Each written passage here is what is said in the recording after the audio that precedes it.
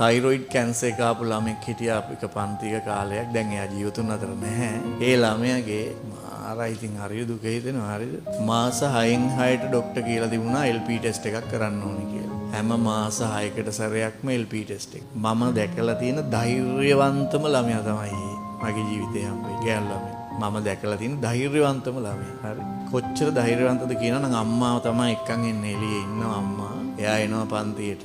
සමහරට කලාන්තය ඇදලා දඩුවම් ගාලා වැඩෙනවා. වැටුනාම අම්මා ආයෙවිල්ලා වතුරේම ගාලා එහෙම කිව්වා මෙයා යනවාද ඊට නැහැ. ආයෙ මෙහෙම කළා ආයෙත් පන්ති වැට්ටි කරන් යනවා. සමහර දවස්වලට අම්මා මෙහෙම අල්ලන් ඔහොම එක්කන් එනවා. එදා තමයි මං හිතුවේ ඇයි මොකද ඇවිදින්න අමාරු. ඒ LP ටෙස්ට් එක කරපුවාම සතියක් විතර යනකම් ඇවිදින්න අමාරු. ඒතර එයාට හිත හදාගන්න පුළුවන් එකපාරයි කියලා එහෙම නෑනේ. මාස 6න් 6ට කරන්න ඕන. දැන් ඊට පස්සේ මං කිව්වා එයාට මෙහෙම පුතේ ඉතින් මෙහෙමයි. ඔයා මෙච්චර කටු කාගෙන මේක කරන්නම ඕනේ නෑනේ. මං ටියුට් ටිකක් දෙන්න ඒ ටික ඔක්කොම දෙනවා ගෙදරට වෙලා කරන්න කියලා. හරිද? ඊට පස්සේ ඒ ළමයා කියනවා මේ ඒ ළමයා ඉතින් මම දැන් එහෙම කිව්වා. මගේ හිතේ තියෙන මෙහෙමයි ඉතින්. කොහොමත් මේ ළමයා වැඩි කාලයක් ජීවත් වෙන්නේ නෑනේ. ඉතින් එතකොට මේසා විශාල කට්ටක් කන්න ඕනිය නේ.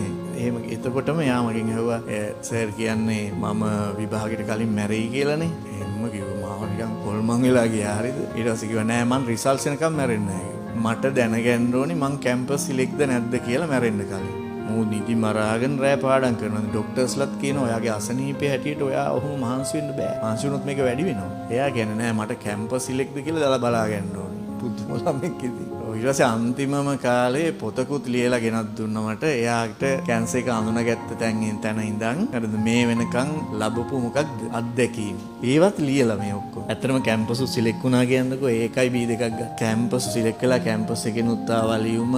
කැම්පස් එකේ පාඨමාලාවටත් ආවා ඔක්කොම ආවා. හැබැයි පාඨමාලාව පටන් ගන්න කලින් මැරුණා. ඉතින් එයා ඉඳුරාම දන්නා මොකක් වෙන බවද? තමන් මැරෙන බව. ඉඳුරාම දන්නා මැරෙනවයි කියලා. හැබැයි එක දවසක් පන්තිරේ නැවිත් හිටියේ නෑ. මම දකින්නේ මට හම්බෙච්ච ජීවිතේ ධෛර්යවන්තම ළමයායිලා. පුදුම ධෛර්යයක්. දැන් මම කල්පනා කළා මට එහෙම වුණා නම් මමත් අතාරිනවා මේක. වැඩක් නෑ ඉතින් දැන් මේක.